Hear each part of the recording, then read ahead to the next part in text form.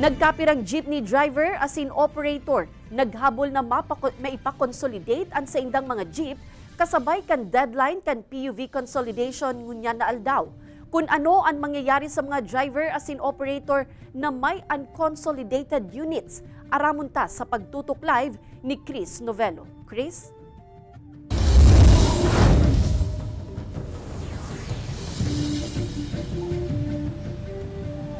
Kate, automatikong kanselado o revoke ang application na Provisional Authority kan Land Transportation Franchising and Regulatory Board duman sa mga unconsolidated PUV puon sa aga, Mayo 1.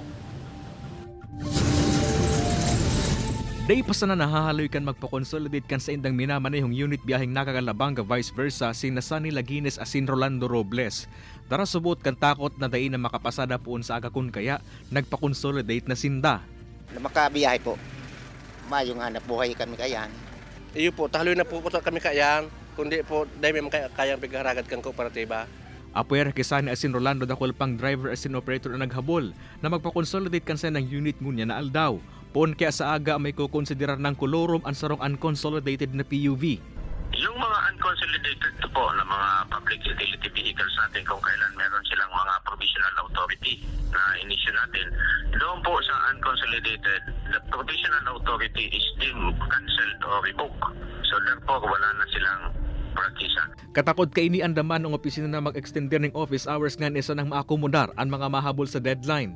Sa aga Mayo 1 mapuo naman ang ahensya na magpadara ng show cause order sa mga drivers and operator kan mga unconsolidated PUV para pagpaliwanagon kung taano ayan mga ini nagpa-consolidate.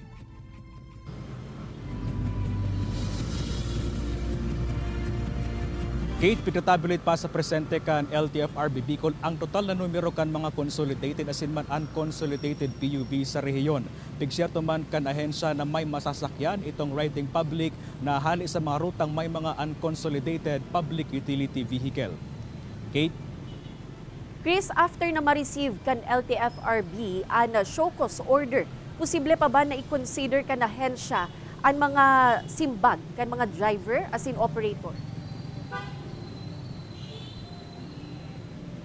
Yes, Kate. Actually, ngunyan nga ibagay itong pigtalaan na deadline kan PUV consolidation and sa aga, mapuo naman ang Land Transportation Franchising and Regulatory Board na mag-issue ng show cause order duman sa mga driver asin man operator na dain nag-consolidate. Papapaliwanagon sila, Kate, kung dain sila nagpa-consolidate. Ang natugon dyan, Kate, kan LTFRB Bicol, anuman ang simbag kan mga operator asin man driver, dahin man ginara i-honor kan ahensya itong sa indang simbag duman sa show cause order kan ahensya. Kumbaga, automatic kolorum na ang mga unit kan mga unconsolidated na PUV.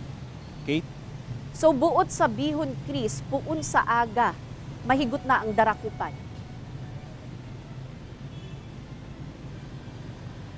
Kate, puun sa aga itong pagpupuon ka na pag-issue kan LTFRB ka na show cause order, alagad may tatawan man rin in 2 weeks ining mga jeepney operator as man driver para magpaliwanag duman sa daininda pagpapakonsolidate.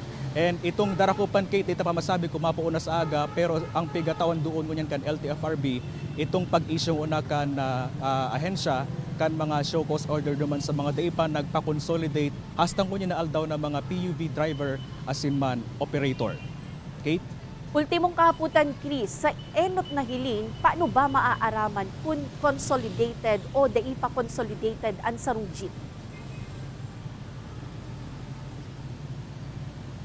Yes, Kate, asar sa mga palatandaan kan mga consolidated na mga public utility vehicle, lalo na ini mga jeepney, kapag mahiling ka duman sa itaas kan sa indang lunadan na halimbawa Naga City Allied Transport Cooperative, pag may naili kang arog kayan, ibig sabihin consolidated na itong PUV na ito.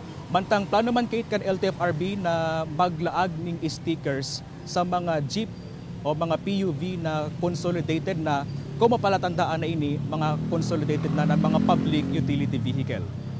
Kate. All right, Jos Mabalos, Chris.